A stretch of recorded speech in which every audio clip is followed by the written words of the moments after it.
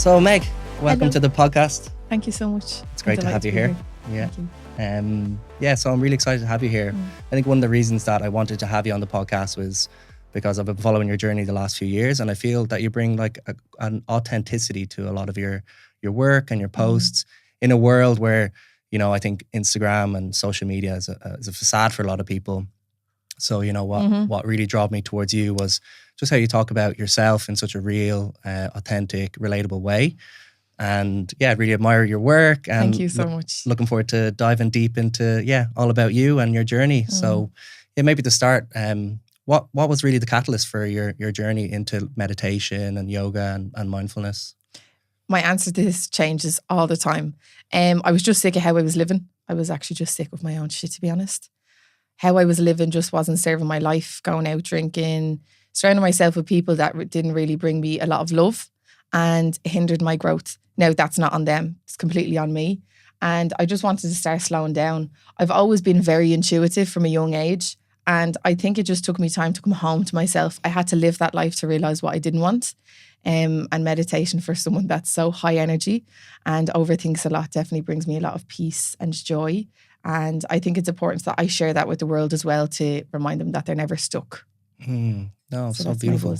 Yeah, thanks. Yeah, and even looking at some of your posts, I feel like, you know, your journey very similar to mine. You know, looking that you had a lot of, you know, anxiety growing up. Can you speak into that and that kind of phase of your life? It's actually mad because when you had messaged me saying to come on, I'm now in a space where I feel like I've gone back to all of that. And I only shared a video yesterday saying, you might feel like sometimes you're starting from the very start, but you're not. You're starting from experience, and that I have to remind myself that. The last few days I've been full of anxiety, definitely navigating grief at the moment, and it's okay to share that. What was the question you asked me? Just, your journey of anxiety and how you kind of have overcome it, and how has that like led you on your journey now? Yeah, it definitely ebbs and flows. And I think although anxiety can be a negative sometimes, it's also a positive for me because it shows me what I really care about. But sometimes why I'm so anxious is because I want better for myself or I'm overthinking a situation. And when it comes to being intuitive, anxiety can cause me a lot of stress because I can't really differentiate between intrusive thoughts and my intuition. Yeah. But that's why I've definitely gone into meditation and yoga and more mindfulness. Because I need to be able to release that in so many ways. I can't sit in anxiety. Yesterday I sat in anxiety. Today is a new day. So I have to welcome in that energy, you know? Yeah, absolutely beautiful. I think a lot of my life was driven by anxiety. You know, I think that's what gets me going, to be honest. It's like I need to be better, do more, like produce, be of value to the world. So I think on my journey as well, when I started to slow down, it was like, okay, that's not actually inherently me. It's just like how I've been almost conditioned or programmed. And your journey of like self-love looks really beautiful. Can you speak to that? Yeah, I actually only spoke to my friend about this the other day. I have my mom to thank a lot about that because growing up, she was never so hard on us. My mom was so accepting of who we were, going to college, dropping out of college, choosing a job, not wanting to do a job anymore. And I've always been very expressive. I have a huge family and you have to fight to be heard on a Saturday morning in your nanny's house, you know? So always had a lot of support, whether it was from my friends, my mom, my sister, and they'd always call you out on your bullshit. So when you have people like that around you that can help you be honest about what you want and encourage you to be fully you, it helps with a self-love journey. And as I said at the start, although I got lost so many times, I keep coming back to myself. But the one thing that helps me do that is just not giving a shit what anyone thinks about me. Like, I love myself and I think I'm actually gorgeous. I think I'm a really nice person. That's not ego. Ego's there to help you sometimes. But I think you have to love yourself first before I can pour into anybody else. That be my mom, my sister. And days that they don't love themselves, I can encourage them to. You know? Yeah, beautifully. So well said. And, you know, I think it's so lovely to see that in you and, you know, how it translates into your work, and it brings that kind of like openness and acceptance to people. Because I feel in Irish culture, we almost have like a programming of like, sure, he loves himself, doesn't he? Yeah, and it's like a negative, you know? I think they're kind of prudish as well. Yeah. You know, like we were talking about nudists a while ago, and I don't mind going for a skinny dip. And some people see that as a really big problem. Yeah. And Now, it's easy for me to point the finger and say, it's just because you don't love yourself. It is years of conditioning and programming and a belief system. Whereas if you think about this, we were born naked. And I always say it's society that dressed us. Yeah, I love that. You know, when you're constantly covering up. But I think it's also, we live in a country where it's always cold as well. When I lived in Spain, I was never dressed. But you'd go to the beach and you'd be chatting to everybody. They'd have their tops off. No one looks another way, you know? Anyways, bring back the nudists. That's what I say. Absolutely.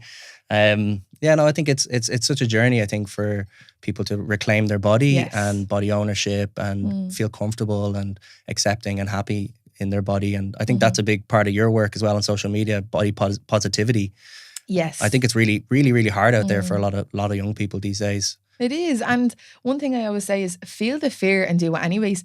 I put up a video the other day and I says, I almost didn't put up this video because of how I looked. And I was coming on to tell people to stop giving a fuck. Yeah. And it kind of, I felt like a hypocrite. So I says, I'm uploading the video anyways. But I don't think we're taught enough about our bodies growing up, especially as women, with our cycles and how our bodies change. Like my metabolism has slowed down. So I put on weight easier. But I just love that about myself now. And I used to complain about not being able to put weight on. So showing up on Instagram, whether your legs are shaved or they're not, or you have a bit of weight on, who gives a shit? Yeah. You know? And it is unfortunate. There's so much filters and no judgments to anybody that does that. But I just think showing up raw you is so important. Yeah, beautiful. And in your kind of women's work and women's circles, you see this is a big issue, like body dysmorphia and, you know, women and their cycles and seasons and that kind of thing. Is that like a really big topic that you would explore? Yeah, it definitely is a big topic. And I'm definitely still learning about that. You know, I follow a lot of women on social. But even as men, I appreciate how much he's tried to learn. Like my partner now, he's always like, you're in your luteal phase. I'm like, I love that he knows that. Nice. And I only learned about that recently. But in school, we're not taught about that stuff. I got my first period when I was 9, right? And I was very young. I remember my mom was like, she was laughing. I said, what's she laughing at? So technically years ago, as you're saying, like Irish people probably think, you've become a woman now, you know? And when I got my first period, my nanny just handed me a book with a vagina on the front. And I was like, oh, Jesus, I'll just read that and I'll know everything. But that does translate to everything we know now. I didn't know anything about my cycle. So yes, in women's circles, the space that I hold, it's always a conversation because I could feel great for 2 weeks. Comes into the luteal phase, the 3rd or 4th week. I'm like a fucking psychopath. And that's the drop in hormones, estrogen. And I actually learned recently, women produce more testosterone when we're in our luteal phase. Oh, wow, interesting. So that's not natural to us to always have. Yeah. So yeah, I definitely think it's important for women to have that conversation. And it's all right to say, I don't have a clue about my own cycle. Whether you're 30 or 40, never too late to learn. Yeah, no, absolutely. And I think if a woman doesn't have an idea about her own cycle, her partner definitely is not going to know about it. No, and I think there's a lot of pressure then. You know, you'll see like funny reels on Instagram about, I wish my boyfriend knew this, or like joking about women on their periods. And look, I'm all here for having a laugh as well, but it is important that we educate ourselves because you're not going to label yourself as depressed or a psycho or whatever women do because we try to mask our emotions and it's okay to feel absolutely crazy sometimes because of what happens naturally. Yeah, no, absolutely. Definitely, especially around the full moon, you know, everything can come out for people, you know. And it's interesting how that's linked up a lot with, you know, women having their period at that time and shedding and like needing different things from their partner as well. But I love it as well in the men's work. It's kind of come into the conversation now as well around women in their like autumn, spring, summer. I love that. How best a man can support their partner in that. But you know, for me as well, it's like totally learning about a whole new thing and whole new system. And I think it's really great that the conversation is starting to open. I think it's also really hard because yous will never have a period. You know, it's so hard to learn about something that you won't physically feel or experience. And that's why I honor men that take the time. Like I even think my partner was looking up YouTube videos one day and I loved that because I was still learning too. But even to have this knowledge is so important. When you're late on your cycle, I remember, I didn't think we'd be sitting here talking about periods. I did not think we'd get into this so early in the podcast, maybe towards the end or something. I'm here for it though. Yeah. And she had her periods. I was like, will you just come over? I need mine. And years ago, I wouldn't have understood that. And then she left and I got mine. It's like you interlink energies and how you sit and mindfully send energy, whether it's to your womb, your solar plexus, you can produce that energy. But so often when we're as we were talking about at the start, when you're busy, the anxiety kicks in, you feel like you need to do and do. When you're not giving your body the time and mindfully sitting with yourself, that's why your period's late. Because you're stressed. You're not producing your energy or your hormones the way you're supposed to. Yeah. Wow. It's so fascinating. The body really, like, it runs the show, you know, and we think we have control over it, but it's a shit show sometimes, but it runs. Yes. Oh, gas. And your journey then into yoga and meditation, can you speak to that? You know, when did you go to your first yoga class? Why did you decide to become a yoga teacher and get into that sphere, you know, because it's a sphere I've been in for a number of years, and yoga like really changed my life. It came at a time when I was really depressed and anxious, and just getting that class, like, even I just did like 1 or 2 classes a week. It was transformational for me just to rest and kind of relax the body and relax the nervous system. So I'd love to hear a little bit about your yoga journey. So when you were saying there about you doing it twice or 3 times a week, you don't need to do it all the time. And something I say to everybody is, like, yoga and meditation is a practice, and practice takes progress. You don't need to know, there's no perfect way to do it. But I moved to Spain in 2021. I just didn't really want to do lockdown anymore, as many people did. So I just headed over there. And I was kind of lying to myself, saying, like, I'm moving to change my life. And obviously I portrayed that on Instagram. Well, I was going out partying almost every second day, living my life. And then while I was there, I was learning so much about myself. Lost friends, made friends. Then at the end, I was just there on my own. And when you're not partying all the time, you're taking the time to slow down, spending more time at the sunrise. And I really honoured my, how do I say this? I'd wake up in the morning, go for sunrise, really ground at the beach, go for a swim. And I liked that feeling, but I didn't have the words to articulate what it was I was actually doing. And then I started to look at more meditations on YouTube. And I says, you know what? This is the fields that I want to go into. But I didn't want to be a hypocrite because I was still going out partying. And I felt like I was lying to myself and people on Instagram. I said, it's not about everybody else. It's about me. And if it means I need the balance until I fully go into this, so be it. And then I was planning to come home to Dublin. So I says, right, I'm going to take a leap. I'm just going to announce my first workshop. Didn't even do yoga course, meditation course, whatever it was. And fully booked out in a week. And I went there and I guided a meditation, a bit of movement, held a women's circle. And I remember after that, I was like, you just need an open mind and a heart. I always say your qualification is your heart. My friend Amy always says that. Of course, it's wonderful to have qualifications too. Yes. And then just really went into yoga. I didn't love yoga, to be honest, at the start. I didn't think I was doing it for myself. I felt like I was doing it for everybody else. But the more then I started to move, Shakti, Kundalini, all of these practices are magic. And because I'd be very vocal with my voice, I loved chanting, making noise, breathing really loud. And it was a way to express and release the anger in my body. And through yoga, it's so important to do that. So, and then I went on to do a course, done a Kundalini course as well, my meditation teacher training. But again, I always ask myself, am I doing this for me, or do I just want others to see that I have it? And that's a way to check in with myself and my ego. But now I'm a yoga and meditation teacher as well as a mindfulness coach. And I love all of it. But every day is a learning day. There's sometimes I go in and I'm guiding yoga and I'm thinking everyone's watching me. It's not about the amount of movement you do. It's about being mindful with every movement and being able to sit in the stillness of that too.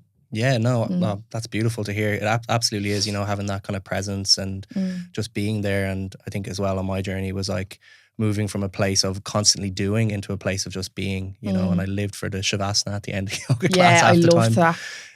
But like, some of these practices, you know, Kundalini and getting the breath moving as well and like accessing different parts of our body, I think is like so special because it really connects you back home, doesn't it? Yeah. And I think especially with the breath, you know Patrick Joseph. And I remember when I first went to Moonstock ages ago, I actually felt like I'd taken psychedelics just from doing breath work. Yeah. Oh, absolutely. And you hear other people saying that, but this was years ago before it would have kind of went into mainstream and everybody knows about breath work. Yeah. I remember lying there and I was so anxious, you know, a big group of people. It's so exciting, but anxiety can kick in too. Yeah. He's guiding the Wim Hof breath. And then my hands were tingling. And this high frequency, just, I can still hear it when I think of it. So I had to open my eyes and I was like, it's still there. I was like, oh, that's within me. And then after that, you know, you're jumping around, singing and dancing. And I was like, that is so powerful. And, you know, sometimes you'll go, just needed a deep breath. I forgot to breathe because our life force is our breath. Yeah. And I hear people saying, oh, you're going to a breathwork class. We can all breathe. I'm like, do not say that until you've gone to a breathwork class. Yeah. It's so fucking powerful. Absolutely is. And I think, you know, kind of shifting away like this stigma as well from some of these practices as being too far out there, hippie. Like I'm hippie dippy. I remember when I went to my first yoga class, like probably, I don't know, nearly 10 years ago. Yeah. I was a scientist and people were like, why are you going to yoga? I was like, because I need something. Otherwise, like I'm on a. Did you say you were a scientist? Yeah. So my background was a scientist. Oh, wow. Yeah. Plant geneticist. So yeah, I moved from like the science world, like into a deep kind of spiritual world. Yeah. Now you pick the plants yourself. Yeah. And then the plants, you know, drew me in again, you know, so, but yeah, it's really like kind of reframing the narrative around these practices and how helpful and useful they are for people. And in your classes, like what do you kind of see as the main kind of things that people say around like yoga and becoming more mindful and, you know, accessing that space? So every Tuesday I have a class tonight as well, and it's a guided meditation, but I advertise it as just a guided meditation, but every Tuesday we all introduce ourselves and just say how we're feeling. And I see so many people that keep coming back, and it's really nice to see actually men have been coming in the last few weeks as well, which is lovely. Yeah. And at the start it was only women. I think that's because lads don't really feel invited into them spaces. Yeah. It was the same for me. When I started to go to these, I was the only guy in the room half the time at yoga, meditation or shamanic practitioner course or whatever. I was like, well, we're the men, you know. Yeah. But it's really nice that you still went and you didn't shy away from that, you know. Yeah. But every Tuesday I have at least 2 people that say like, this has really changed me every week. I feel fantastic. I've been able to carry that energy with me throughout the whole week. So it used to be on a Monday, but say if you're meditating on a Tuesday night, you're connecting with other people, you're cultivating a more peaceful, loving energy. And you go home with that and you go to sleep with that. That is in your subconscious, goes into your dreams, and you wake up and you're going to carry that energy with you. Yeah. So like we were saying about yoga, you don't need to do it 5 or 6 times a week. And if you can, that's wonderful, but start with a small practice and then work your way up. But everybody says they feel like they've changed so much in their mindset. Of course, I guide the meditation, but people show up for themselves. And I always say that's the hardest part to do. Yeah. And that's, I think, part, like circling back, it's part of the self-love journey, isn't it? Like you're doing it for you and not for anybody else. It's a connection to yourself. And it's wonderful. I love the way you said as well, because it's similar to my journey as well as like moving from a place of the heart. You know, like I was doing the practices and being in circles and I was like, I need to get this out there as well and just share it, you know, and be authentic and be real. And is that kind of reflected in the people that you see come to your spaces and like what kind of ages and backgrounds and all ages? Yeah. And to be honest, I always get people text me saying, hey, I'm not sure if I'm welcome in this space. I'm 50 and, you know, I just don't want to feel like I'm left out. And I was like, don't be silly. I've had people at some of my retreats, there's people from age maybe 21 to 55. And it's a beautiful dynamic because you can see how women in their 50s are still healing. They're still learning through their whole journey. Yeah. And then people in their 20s, like I'm 28, going 29. And I know it's forever a journey of learning. But everybody's welcome in the space. And I have all ages that are there, which is really nice because, as I was saying about me, my mom went 50 this year, but I just don't see her as 50. And she doesn't either. Like she's still mentally 20. It's just your physical body that changes. And of course, trauma can get stored in the body, emotions, all that stuff. But that's why we learn all these practices to be able to release and move on. Yeah, like shift those negative kind of emotions or whatever's been held in the body. You know, big fan of Bessel van der Kolk, you know, the body keeps a score and holds on to this stuff. And do you see that in your classes, people we release in? And yeah, 100%. The reason I was saying at the start, I was in the shower thinking, oh, he's going to ask me this. Sounds weird that I was thinking about that in the shower, but anyways. But to not plan what you're going to say. And in my circles or in my classes, when we're going around, some people are about to say, hi, I'm Megan, and they get choked up and they always say, oh Jesus, I'm sorry, I don't know why I'm crying. I say, you don't need to apologize and you don't need to know why you're crying. So often when we're not in a space of connection and vulnerability with people that we don't know, when we first start doing that, you can feel so uncomfortable, but it is your body releasing and feeling safe enough to talk. And sometimes I could show up, you know, I'm buzzing and then I'm just like, oh my God, the emotions come because it's time to let go. It's time to open your heart and just share. And the beauty of listening to everybody else is like, oh, I've gone through that before. Haven't been there yet, but I'll remember that, you know, and I'll take a bit of advice from that to know how to hold myself when it unfolds. Amazing. And have you kind of noticed a shift in the last number of years working that like there's more people getting into this space? And, you know, what do you think about the kind of the Irish kind of, how do I describe it? The Irish kind of spiritual scene or conscious scene. Do you think there's like more people looking for this now? And like, are you seeing bigger shifts? Like you said, more men are coming to space, which is wonderful. Yeah. How do you kind of see like the Irish population like moving? Yeah. This is a tricky one because I always say the wellness industry, not everybody's well in the wellness industry. No. They're not. And I think I'm still learning about that. Yeah. Because when you're sharing your life online, and I love what I do, I just assume that everybody's the same and everybody has pure intentions. And unfortunately, when you connect with some people, you realize that they don't.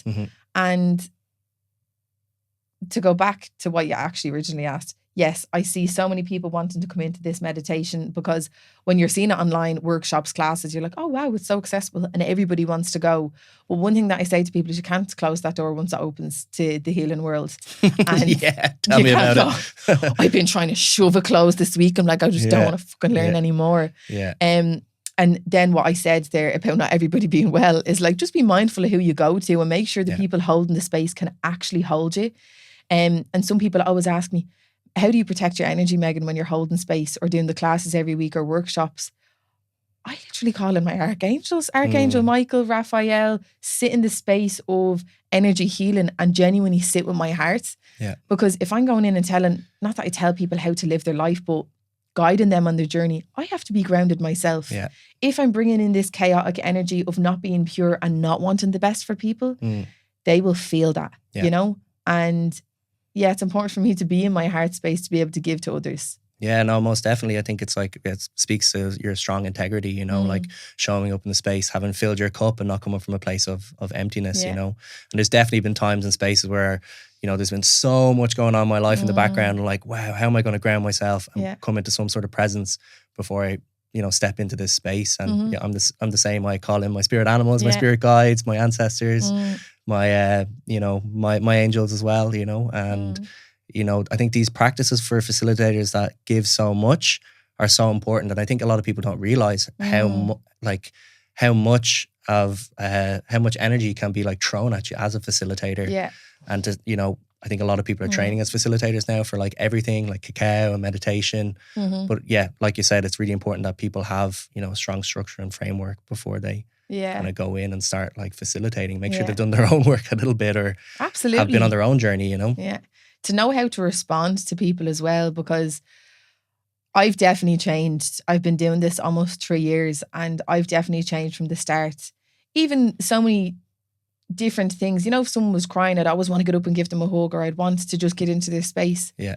And to be able to sit there, grounded, and just allow them to ride the wave. Have their process, Have their process, cry it out. Tissues are always in the room. Sometimes I forget them, but we go out and get them. And let people have a cry and know that there's nothing wrong with having a cry, but being able to hold that space and not fully take that on. Because in my last retreat, there was a woman there, so lovely, and she was on her own journey. She was feeling really emotional that day. And as we were going around for the sharing circle, it came to her and she's burst into tears and she's like, I'm just really feeling so bad for everybody in this room. And I'm just really taking that on. And in moments like that, it's up. I have to believe that everybody else won't take this person. I had to look at her and goes, that is none of your business. And she was like, up to me and I goes, but it's not. I says, you are here for yourself. Yeah. And this is what we're trying to unlearn, is the conditioning of constantly giving to others and people pleasing. I says, you need to disconnect from that. I said, so take a few deep breaths. We guided in meditation. Then at the end, she goes, I never needed to hear that more in my life. I said, you can't be here to heal yourself and heal everybody else in the room. Yeah. But it is beautiful to see the empathy women have for each other and the magic that happens when we come together. But that's why we protect ourselves in light. And as you said, call in your spirit animals, your archangels, to protect yourself in light. And it's not to reject anyone else's energy. Protect yourself before anyone else shares, so the energy can bounce back or go where it needs to go. Yeah, you know. Oh, totally. I think it's such an Irish thing, isn't it? Over apologizing, like, you know. Oh, sorry.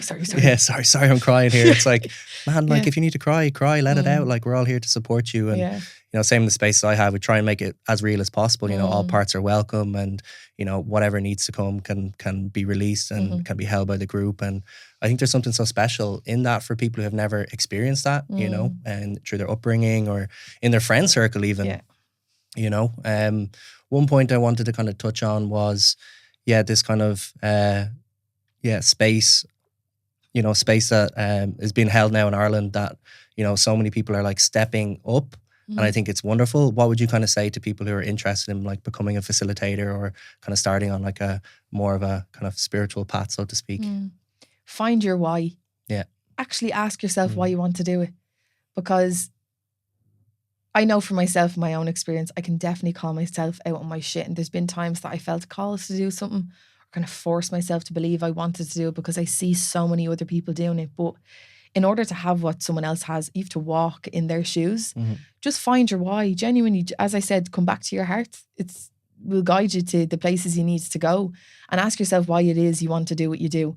So whether it's yoga or meditation. And one thing I always say is like guided meditation or yoga is like public speaking sometimes. Like Totally. It is. And sometimes I'm anxious and I go in to teach a class of people that I know and I'm like, geez, I feel really off today. I feel like they're all watching me. So just finding your why and just center yourself and just understand why it is you want to go into that. And just make sure it's for you and not for the world to see. Of course it is to help the world and to heal the world. And I think we're all moving in that way. But just asking yourself, are you ready for that too? And just know other people are there to hold the space for you too. So yeah, absolutely. And that was kind of the next part I was going to touch on, like surrounding yourself with the right people. And I know you've spoken into that as well. I've seen some of your content around like making sure the right people are around you and supporting you. Yeah. And unfortunately, I think in the Irish psyche, like we don't like to see people doing well. Oh my God. Are you so all much. actually well? That's my sister says, is everyone actually well? Yeah. Yeah. You know? Yeah.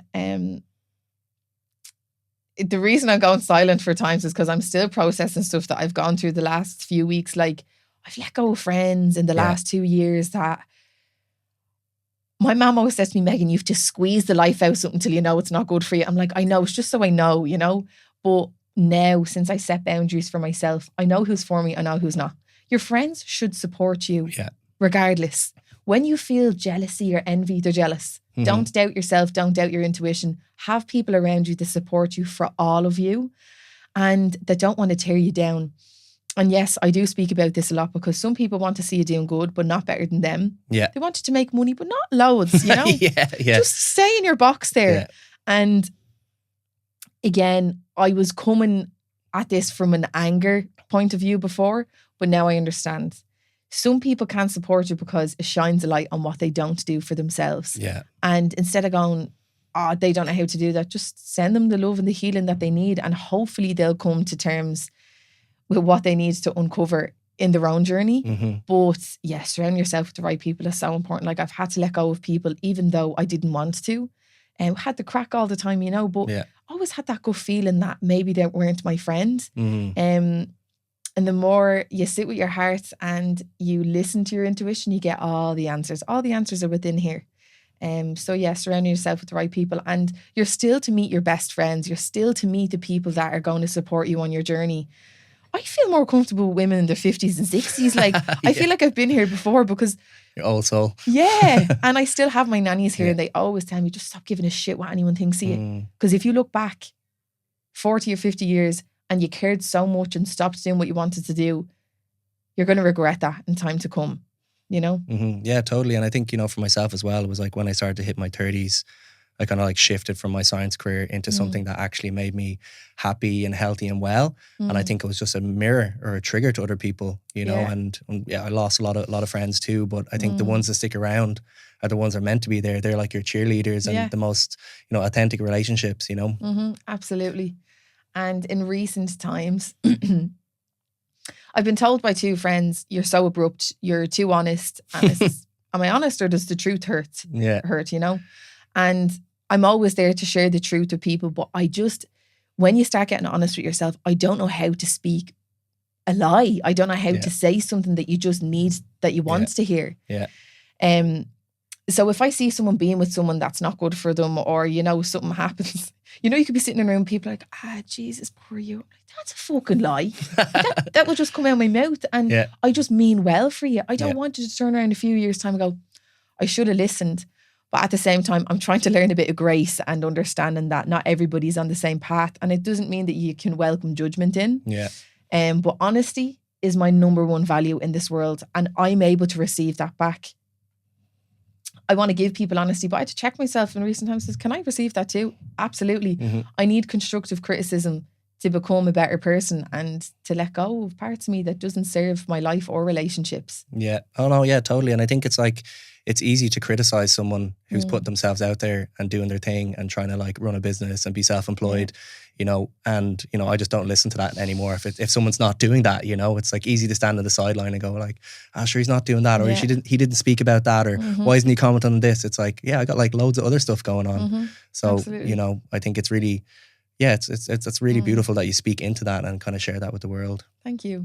And I think as well, us being in a very similar space, and you seem to be very rooted in your feminine energy as well as your masculine, which is beautiful. And I think sometimes family don't understand that, or especially if you're so freely expressing yourself. Like one of my family members said to me recently, "Are you still into the fitness?" I was like, I don't fucking do fitness. But I always just go, yeah, I am. And it's not up to them to understand my journey or want to understand. Yeah. But also understanding yourself that you don't need to over-explain yourself to people that don't want to understand. Yeah. Be with the people that get you, you know, and make them friends and sit in a space where you can just be a weirdo and talk about mad stuff. Absolutely. That's what I'm here for, you know, hanging around with the black sheep, you know. That's where all the interesting conversations are. It is. And it was kind of the same for me in my journey, like when I was like, you know, kind of set my parents down and told them, hey, I'm going to quit my science career and become a psychedelic facilitator. They're like, what? What did they say? But they were so supportive though, you know, because my parents, lovely. and they're wonderful humans and I feel so lucky to have them. But like some people were like, man, you study for 10 years in Trinity and you're just throwing it away. And 10 years is a long time. I know, you're throwing it away and you're like, you know, you're going to not make much money. And I was like, yeah, but I'm not here for that, you know. It's like, I thought I could make a difference going into the science world. And now I want to go in here because I feel like I'd have more impact and be in deeper service, you know. But it really is those kind of relationships you have around you. And following your journey as well, I think you had some challenging relationships in terms of your partners and kind of stuff that went on. Can you speak a little bit to that and how that shaped you as the woman who you are today? Yes, absolutely. And that's what I've been trying to navigate the last few days. A lot of past stuff has come up for me, and to the point where I felt like all of my practices just went out the window because I was really feeling emotions as if they just happened in right now. But yeah, I was in a relationship for 3 years ago. It was awful. It was emotionally manipulative, abusive, all of the things that you don't want in a relationship. And this in your mid-20s, was it? I came out of that relationship when I was 21. So I was very young. And I remember when I was 18, I packed my bags, went downstairs to my mum and says, I'm leaving. All right, goodbye, you're 18. But that's what I done. I moved in with his family. Wow. Yes, biggest learning curve of my life. And when I came out of that, I was broken. I wasn't myself at all. Like confidence on the floor, you know, a lot of trauma stored in my body. And I lived in a house where like you wouldn't hear shouting or anything like that. And I went to the complete opposite. So when I came out of that, I didn't want to admit how bad things were. And then my mom sat me down. Moms are so intuitive. They know everything that's going on. So she brought me to P8 House and I was there for 6 months. I just didn't want to be here anymore. Like I really didn't. And even now I feel uncomfortable saying that. I don't know why. I think it's because I don't want people to feel bad for me. Yeah. And I want to scream, I'm strong, I'm all right. But it's all right to be vulnerable and to share that. And when I went there, my mom got me the book, The Subtle Art of Not Giving a Fuck by Mark Manson. It's on my list to read. And I always think of that day. I was literally waiting to go into therapy. I had the book in my hand. I was like, what the fuck is going on? How did I get here? And I think some people are put off the book because it says the subtle art of not giving a fuck. Yeah. Because that's our way of judging. If you read the book, you understand he's not teaching you to not give a fuck about anything. He teaches you what to give a fuck about, who to give a fuck about. But after that, yes, I love it. And that's why I like the word fuck. People are so scared of cursing. Like it's just a way of expressing. Yeah. And I thought I'd healed after that relationship, you know, and then I'd got into another 1 or 2 relationships with people, not long term at all. And I realized I kept attracting people that I felt like I wanted to fix. Was definitely into material things at the time, but I cared more about the look than I did about how I felt. And I was just really deeply hurt by people. And It was so funny. My deepest heartbreak was with someone I was with for 4 months, not the 3 years. And that's the anxious attachments that I had. I put him on a pedestal, created this version of him that never actually existed. Yeah, projections. Yeah. Yes. And I realized that men wanted to put me in a box. And no matter who I met, I was my weird self. Loved yoga, loved meditation, loved dancing on Instagram, talking about whatever I wanted to. But I was like that from a young age. It wasn't even just the last 3 years. And then after my last heartbreak, I says, absolutely not again. And that's when I moved to Spain. Oh, wow. So it was kind of the catalyst for you then, really. It was actually, yeah. And when I was over there, I just really embodied freedom and just being myself, fell in love with my body again, being able to be naked on the beach with people, not feeling sexualized by people. And I didn't feel like I was in a box. And then when I came home, 2 months later, I met my partner that I'm with now. And oh, wow. Yes. We're together 3 years in January. And I met him on a hike that I organised. No way. So people like Megan, you need to organise more hikes. That's great. In Glendalough. And it was love at first sight. And I actually just love him. That's so beautiful. Yeah. I know he's been in one of my circles and he's such a beautiful man as well. And yeah, it's amazing. You know, it seems like you found acceptance for yourself and then that was kind of it brought into your relationship or... Yeah.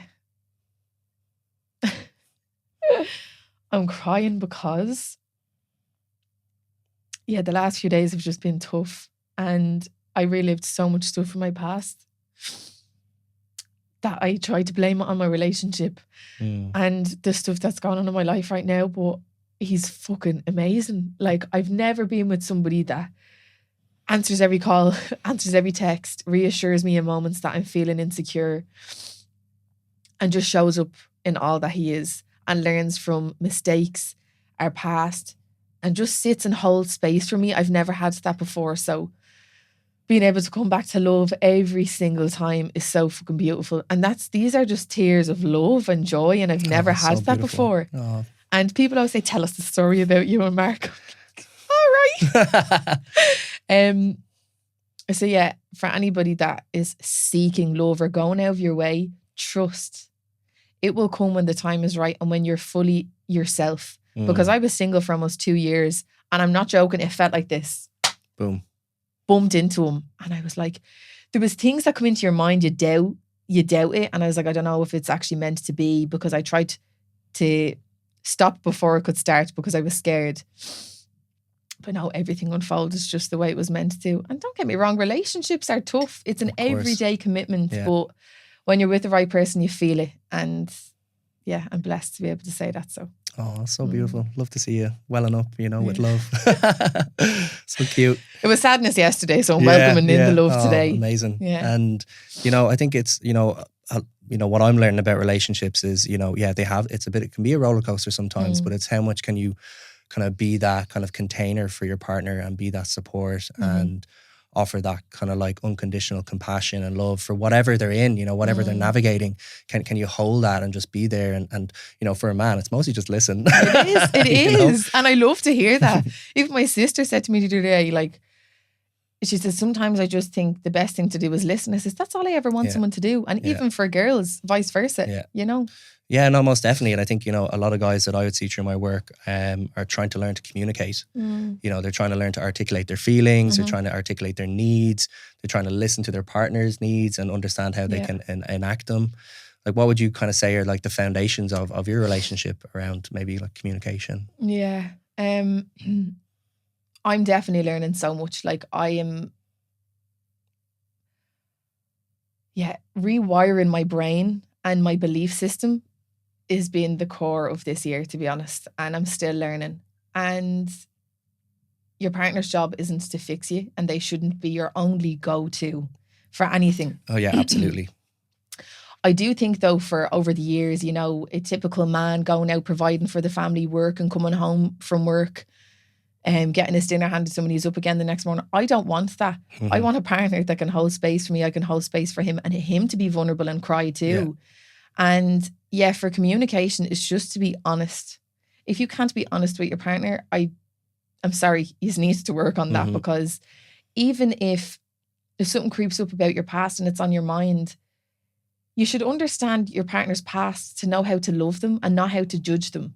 And so often people will connect at the start and they think it's wonderful. But then when you understand that, they've been with other people before, or they have baggage. We all have baggage. Learn about it if you really want to love them.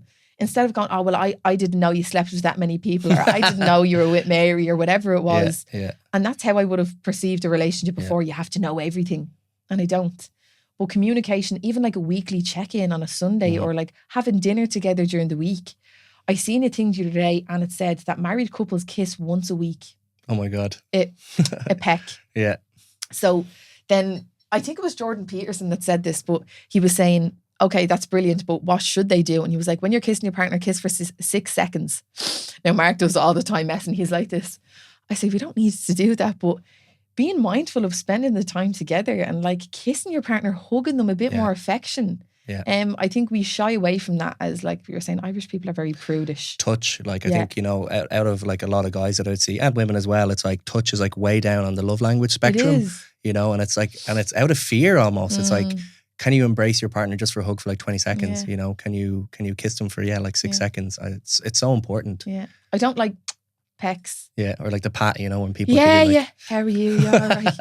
Go away. I love affection. That's why I just like to hug somebody. And now I know not everybody's huggers, but I think it is growing up in Ireland. Like, I didn't really see affection growing up. Like, I asked my friend the other day, I says, when did you see your mum and dad kiss last? And she was like that. I says, yeah, it's just really sad. I do think it's changing in our world, our age, our generation. I'd like to think that people think public affection is actually all right, like giving a hug or a kiss in front of people. And anybody that kind of looks like Jesus, again, that's about themselves. It's what they haven't received. And I just hope that people are able to heal that part of themselves and welcome in more love, you know? Oh, absolutely. And I think as well, like around education, around like, you know, touch and what you need, and even consent, you know, a little bit of my work the last few years is, you know, running stuff around consent and how consent is so important, and it's like kind of just left out of the curriculum here in Ireland. It is. And it's a pretty big hot topic at the moment as well, particularly around, you know, he who must not be named, you know. My mom always says to me, if you've nothing good to say nothing. So I'm just going to sip my tea. Yeah. But, you know, and I think it's so important that, you know, that kind of starts to come into the education system, you know, consent and, you know, understanding our needs, desires and love languages. And this kind of stuff can really set you up for, you know, a better partner and not have car crashes in your teens and 20s. No. And for women to think that it's their fault. Like, my mom actually gave me the book, The 5 Love Languages, when I was 20 or 21. Your ma sounds class. She's really amazing. Like, she done Reiki on us when we were kids and stuff, you know. And it's only now that I'm learning, I'm so blessed to have that grown up. But as we were saying about the hot topic at the moment in Ireland, like, I was really angry the other day. Like, we went out for date night and I was just so angry. Like, I screamed because someone took my parking spot, and I was like, oh, it's not about the parking spot. Yeah. And that's because of times I didn't speak up for myself. And I openly said the other day on social media that I was a victim of sexual assault when I was younger. And I never told anyone. Like, I never spoke about it. And I live with that. The shame, isn't it? Like, it's kind of, or not wanting to be a burden. Yeah, to those you don't want to be you. a burden. And again, like me even saying there, wanting to say something out loud about create a house. It's like, you don't want someone to feel sorry on you or to think less of you. But as women, it's so scary. You don't know how to say it or who to go to, because someone might overreact and someone might not hold the space for you. You won't feel safe. You won't feel safe, So I felt for myself. I felt for Nikisa Hand. I felt for all of the women in Ireland and in the world. Yeah. Like, I just think at times we're not heard. And you go to the authorities and what happens? Nothing.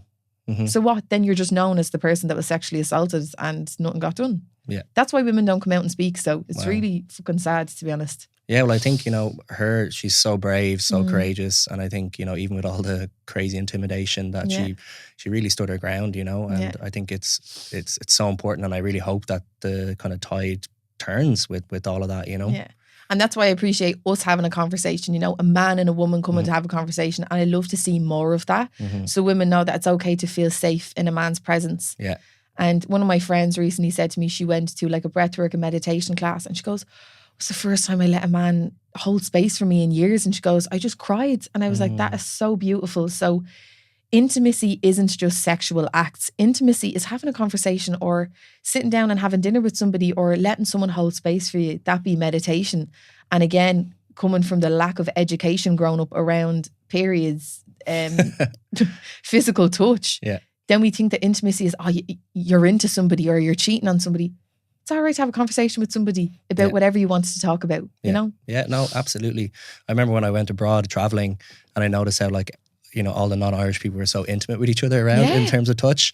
And then, you know, I started to open up and kind of got used to it a little bit more. And then when I came back to Ireland, I was just like hands by my sides again. It was like, oh my God, like how can I hold this energy now with those around me? But it is around having, you know, conversations, even with friends. Like, you know, do you consent that I can like put my hand on your shoulder? Like, oh, you don't need to ask me that. Like we've been friends for whatever 15 years, but it's like, but like I want to have that framework there and have that, you know, and I want to check in with you and empower you to say yes or no or not today, you know, because some days people might be like, no, I don't want to hug today. And it's like, amazing. Thank you for taking care of yourself, you know, like I honor and commend you for looking after your needs. I think it's incredible times. Yes. And one other thing there you kind of touched on was, you know, I really feel women need to do their work, men need to do their work. Separate spaces is wonderful, but like the real power is coming together.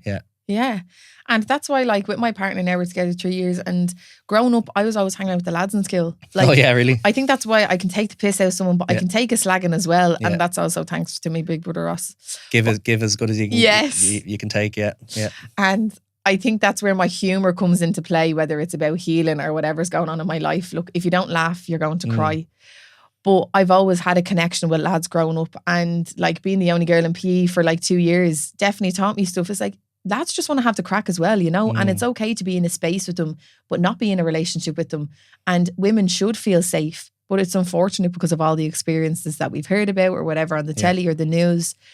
But take your time to spend more time with lads. And that's what I say to women, but even lads with women, go to a meditation, stop checking in how many women are going to be there and become more comfortable in your feminine. And I know a lot of girls and women go to like spaces. I'm holding a workshop now, Shakti, on the 1st of December. And it's all about coming back into your power, awakening your divine feminine. Love it. But it's not just about the softness within, making your fella dinner in the kitchen, screaming like, you know, your inner wild as well as your inner soft. But I think we can come together in harmony, and that's the way the earth is moving at the moment. But again, to not force anything, just allow it to flow naturally. Yeah, and you know, people are at different stages in their journey. Yeah. But it really is like, and even the polarity work at the moment as well, like the kind of masculine, feminine dynamics. Yeah. And kind of untangling that for people.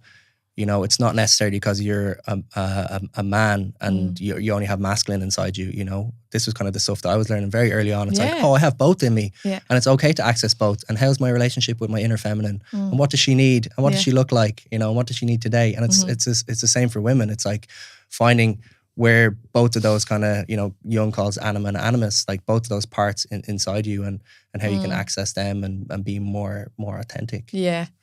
And it's nice that you were saying that men have feminine energy. It's not female energy. It's exactly. Feminine energy, you know? And I think when you're going to a workshop or a retreat, whatever it is, and you're embodying this practice of feminine energy, people leave then and feel like, I only have this inside. No, it's about balancing everything out. So if you go to Reiki, it's about balancing your energy centers, coming back into balance with yourself. And you don't need to just have one instead of the other. It's what gets you through your day to day. Like, I don't know if you've heard that song, Grandmother Sphere. No. I think I heard that like a breathwork thing years ago. And it says, I didn't transcend my ego. We became partners. We became teammates. And I always just replay that in my head. And that reminds me of everything in balance. You don't need to just have one and not the other. But I think as well, when I'm in a space, people are like, you need to let go of your ego. I'm like, no, my ego helps me sometimes. So I'm going to keep them there. Yes. Yeah, I won't be able to eat if I don't have an ego. So yeah, it's not about transcending or releasing everything. Yeah. Just bringing everything back into harmony. Yeah, no, absolutely. And I think as well, for people like enter into those spaces, it's like some of the biggest work we can do is on the father wound and the mother wound and the relationship to our parents and how that kind of influences, you know, how we show up in the world, how we show up in relationships, how we show up to friends, and like how we kind of talk to ourselves as well, our own inner narrative. Can you talk to either of those things in your life? I think I created the father wound. So, yeah. I'm like trying to think of what angle to take this. So as I was saying, definitely navigating grief the last few days. We lost my dad last year in February. And I say my dad, that was my stepdad. He raised me since I was like 2. Although my other dad lives in Tala, if anyone sees him, just say hey to him. I don't know what he's up to. And we just don't speak. We don't have a relationship. And from a younger age, I didn't speak to my own dad. Then my brother moved away. Then I was in that shit relationship. And it was just, I felt like it was one slap in the face after the other from men. Yeah. So I didn't feel safe. Yeah. I didn't feel held. Definitely had the father wound. No, like no role model or blueprint there for like dealing with men or relating to men. Yeah. So I didn't know what to accept. I didn't know what was right or wrong. And I had to navigate that all by myself, the rights and wrongs. And that's where the trauma comes in, like whether it's sexual, emotional, and I'm still navigating it. Like I don't really understand it sometimes. And I'm going back to therapy today. I'm starting literally at 3 p.m. because I just need to learn about grief. Yeah, wow. And seeing my mum, how rooted in herself she is and the strength she's carried since the last year. She's in Gambia at the moment, just doing her thing. Do you know what I mean? Like she's back on Friday. And she always reminds me to be a pillar of strength through it all. But not having a dad there really affects you. And my stepdad always travelled back and forth to Senegal. He's from the west of Africa. And just not having that presence there. But it then showed me the power of women being together. So I could always turn around and say, well, I didn't have a dad growing up, or my dad was an asshole, or whatever it is. And I carried that for so long as my story. And that's how I'd introduce myself in women's circles, you know? Yeah, kind of hold more of a kind of victim. Victim mentality. And this is my story and everyone cry for me, please. And then I met a woman. You just get the fuck over yourself. And that's exactly how she said it to me.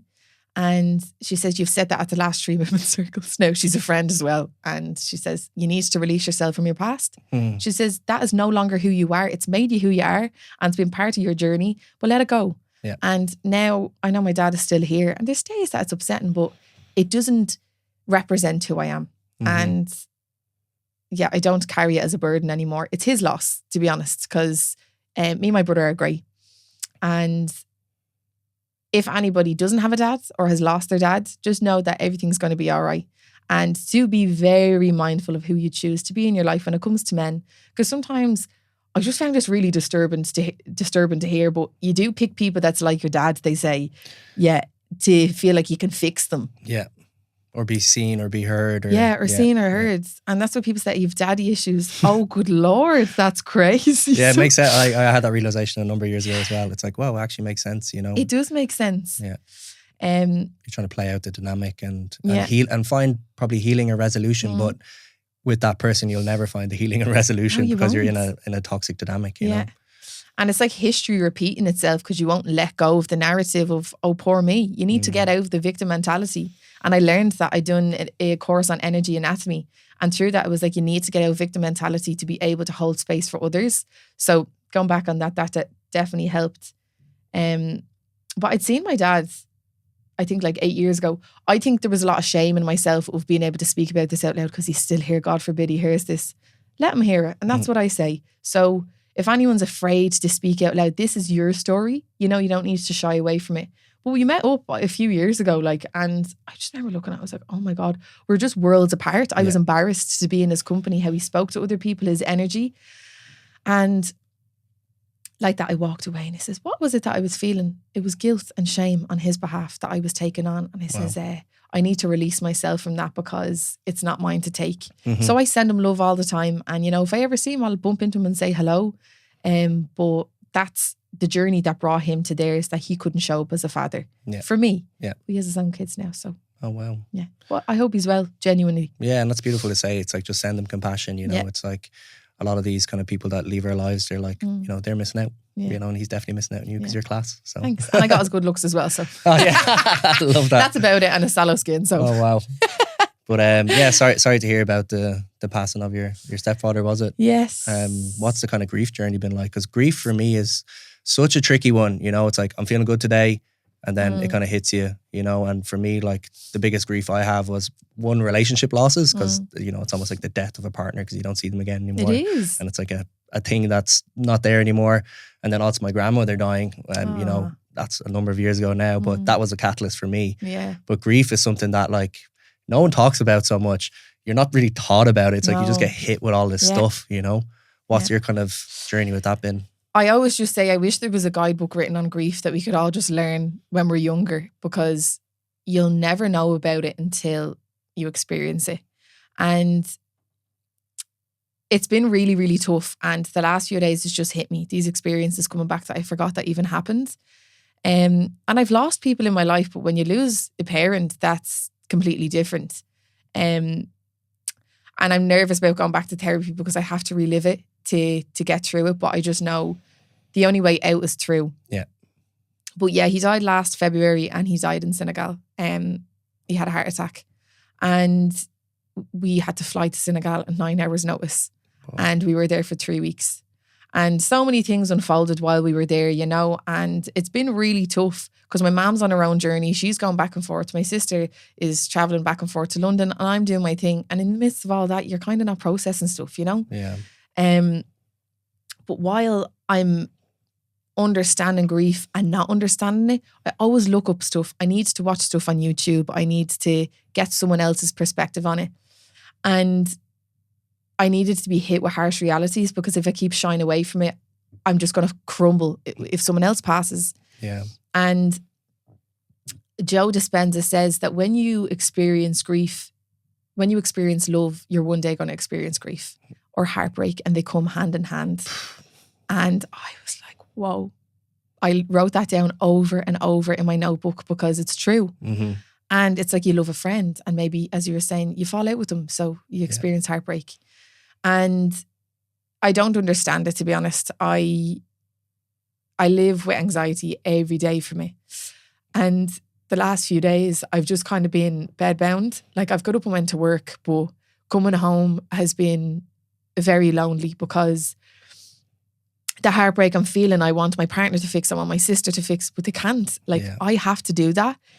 But take the time to be on your own when you're experiencing this, and then take the time to connect with people, but nourishing yourself through comforts TV or food, going for a walk. And I always just say, go back to basics. Yeah. Stop trying to excel in your career when you're going through this. Stop trying to take a leap of faith. If you're feeling to, then do. But grief is going to teach you so much about life that you've never known before. And like that, meditation, yoga is wonderful, but sometimes I just fucking cry through the practice. Yeah. So it's been really hard. And I really fear losing anybody else in my life because I don't want to call. I don't want to hear them words again that someone's not here, you know? But what's gotten me through it is appreciating everything that I have in my life right now. I wake up and I have clothes. I have food in the fridge. I get to turn the heating on. I know where my mom is. I know where my brother is. I know where my sister is and my partner. And I just want a very small circle. And I just want to keep my heart protected. And that's all I really care about right now. Oh, beautiful. And the rest is still to unfold through therapy, but it's okay as well if you're holding space for others and you still are figuring life out too. Nobody ever has all the answers. Yeah, we're human. Yeah.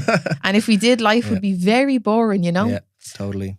But yeah, just to a summary of that is, if you experience love, you'll one day experience grief and heartbreak. And to accept that in your own time will definitely help you get through it. Yeah, absolutely. To love is to grieve. I read that a few years ago and I was like, oh God. And it's hard for people because then you have to, like, if you want to open your heart to a partner, you have to also open your heart to grieve again, you know? Yeah. But it's a risk. Yeah. Like love is a risk. Mm-hmm. And accepting that is definitely really lovely because I'd rather spend my life loving than be alone in fear. Yeah, totally. Yeah. Yeah, no, I totally get that. So it's so important, isn't it? Like live a life of love and gratitude and happiness and see life as like so fleeting as well. I think for me, seeing my grandmother pass and having that grief was like, whoa, like what am I doing with my life? You know what I mean? Am I living it for me? Yeah. Or am I trying to, do stuff for other people? Mm-hmm. So I think grief can be a huge teacher and catalyst. It is. And you never know what's around the corner. Mm-hmm. Like this is why I remember when I was managing restaurants for 6 years And if you're interviewing someone, you have to ask them. I hate asking this question. What's your 5-year plan? I don't even fucking know what I'm having for dinner. Yeah. Do you know? Like, I don't know how anyone expects to know what a 5-year plan. Of course, you can work towards something and have like type C goals, whatever it is. But live in the present moment. And like that, when you were saying you were in science and then you're coming to do what you do now, you're learned to just live in the present moment. Yeah. Stop worrying about everything. Mm-hmm. Although it's easier said than done. You come to it in your practice, you know? Yeah, absolutely. And it's way too much pressure to feel like we have everything figured out. Like I feel like I'm still learning every day. Yeah, yeah. So we're going to wrap up now. Yes. But yeah, just to finish, what advice would you give your like early 20-year-old self? My early 20-year-old self. And you know what? There's always times I say, would I give her advice because I trust that everything unfolded just as it should. Trust the process. Just everything is unfolding just as it should. And you're where you're meant to be, even if you're lost. Because without the darkness, there's no light. Beautiful. What a note to leave it on. Yeah. And yeah, so anybody who's listening, congratulations for getting this far. I hope you enjoyed. Where can people find out about you and your work? You can find me on Instagram. I can't be doing TikTok and Facebook and all that stuff. So Meg Wrenn _ is my page and that's my name. And if you ever want to find out about classes or retreats or workshops, just drop me a message. I'm happy to have a chat to see if anything like that suits you. And thank you so much for having me. I'm really happy that we had this conversation. I feel like I don't need therapy at 3:00 now. Wonderful. Yeah. No, thank you so much for your time, for being you, for being open and authentic. And I think anybody's listening, I hope that's what you take home. It's like, you know, we're human. We can be real. We can go through struggles, highs and lows. But come back to the heart and take care of yourselves. Remain yourself. Thank you. Thank you.